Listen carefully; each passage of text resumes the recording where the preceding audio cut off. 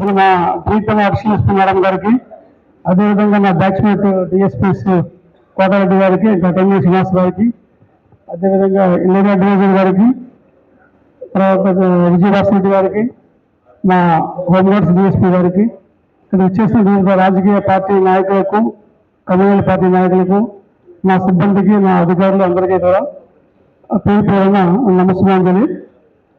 నా మీద ఇంత అభిమానం కూడా ఉన్నామని చెప్పేసి నిజంగా నాకు కూడా తెలియదు. యాక్చువల్గా నా ఉద్యోగాన్ని సైలెంట్గా చేసుకుపోతున్నా, నేను ఎప్పుడు కూడా హడావిడి చేయలేదు.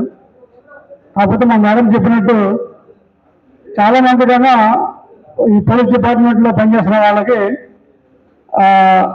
భగవంతుడు చేసే సహాయం మన రూపంలో చేసే అవకాశం ఉంది. కాబట్టి ఖచ్చితంగా కొంతమందికి మన సహాయం చేయడానికి ఖచ్చితంగా మనం ముందుండాలి.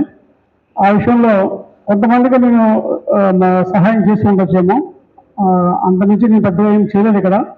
అయినా కూడా ఇంత అభిమానం పెంచుకోవాలంటే కేవలం అది నా గొప్పతనం కాదు, మీ గొప్పతనం. ఎందుకంటే ఇదే సర్వీసు గతంలో కూడా మా ప్రాంతంలో, ఈస్ట్ గోదావరి జిల్లా, అక్కడ కూడా చేశాం. కానీ అక్కడ ఇంత స్పందన కనిపించలేదు.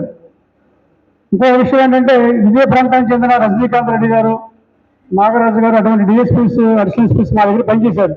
ఆయన అప్పట్లో నాతో అంటుండేవారు, మీలాంటి వ్యక్తి మా ఏరియాలో పనిచేస్తే చాలా మంచి గుర్తింపు వస్తుంది మీకు అని చెప్పంటే నేను అనుకునేవాడిని. అప్పట్లో నాకు నెల్లూరు సంబంధం అంటే నేను ఎందుకు వెళ్తాను అనుకునేవాడిని.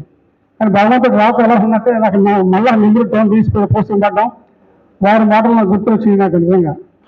తర్వాత ఇక్కడికి వచ్చిన తర్వాత మీ అందరి అభిమానం, ప్రతి విషయంలో కూడా మీరు ఎంతో సహకరించి, ముఖ్యంగా నా సిబ్బంది, నా అధికారులు, నా టౌన్లో ఉన్న ఇన్స్పెక్టర్స్ అందరూ కూడా ఎంతో సహకరించి నా ఉద్యోగంలో ఈజీగా జరగడానికి సహకరించారు.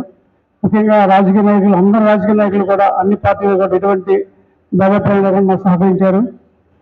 నేను ముఖ్యంగా ఈరోజు ఇంత ఘనంగా నాకు సెండ్ ఆఫ్ ఏర్పాటు చేయడానికి బాగా సహకరించిన ముఖ్యంగా మా కోటేశ్వరరావు, మన చిన్నపల్లి సిఐ గారు, కోటేశ్వరరావు గారు, పెద్దల పాత్ర వహించి మా అందరి సీఎల్కి గైడ్ చేసి మార్గదర్శకంగా నిలబడి ఎంతో అభిమానంతో ఎంత ఘనంగా నాకు ఏర్పాటు చేస్తున్న జీవితంలో ఈ అకేషన్ మర్చిపోవాలని నేను ఖచ్చితంగా మేడం కోరుకున్నట్టు, అందరూ కోరుకున్నట్టు నేను కూడా ఖచ్చితంగా ఈ ఏరియాలో ఇంకొక పోస్టింగ్లు చేయాలని చెప్పి మనస్ఫూర్తిగా కోరుకుంటూ, ఎంత అభిమానం చూపించిన మీరందరికీ కూడా పేరు పేరున్న ధన్యవాదాలు తెలియజేసుకుంటూ సెలవు తీసుకున్నాను. Thank you very much. ఇప్పుడు